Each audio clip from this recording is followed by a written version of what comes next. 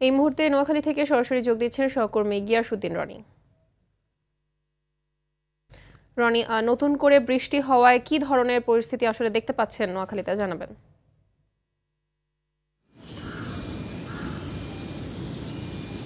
মাহবুবা, ধন্যবাদ। আপনি যেমনটি জানাচ্ছিলেন, নোয়াখালীতে গত 24 ঘন্টায় 144 মিলিমিটার বৃষ্টিপাত রেকর্ড করা হয়েছে। এই ভারী বর্ষণে কিন্তু নোয়াখালীর যে জেলা শহর মাইজদি রয়েছে সেখানকার জেলা প্রশাসন সড়ক, নোয়াখালী প্রেস ক্লাব সড়ক এবং জামে মসজিদ সড়ক পুনরায় কিন্তু পানির নিচে তলিয়ে গেছে।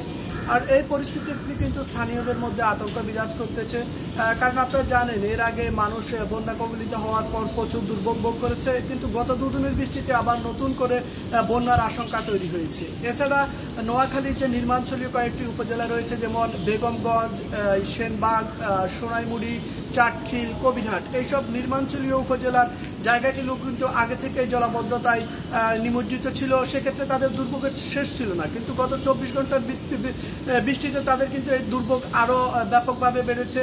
যেসব ঘর থেকে পানি নেমেছিল সেগুলোতে পুনরায় আবার অনেক স্থানে পানি উঠেছে এবং মানুষের রান্নাঘরে পানি উঠেছে।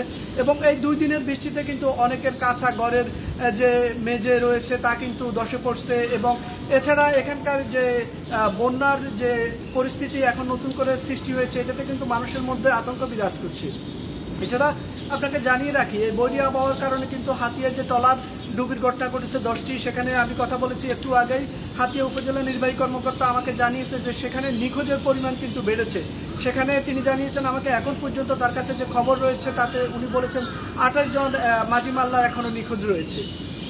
অপরদিকে স্থানীয় বাসিন্দাদের সাথে আমরা কথা বলেছি, তাদের একটাই দাবি যে বর্তমান যে বন্যার যে এবং জলাবদ্ধতার যে পরিস্থিতি তা যুগ উপযোগী ব্যবস্থা নিয়ে সরকার যেন পানি নিষ্কাশন ব্যবস্থা সৃষ্টি করে, এজন্য তারা সরকারের প্রতি আহ্বান জানিয়েছে। মাহবুবা, এ ছিল আমার কাছে নোয়াখালীর বৃষ্টি পরবর্তী সর্বশেষ খবর।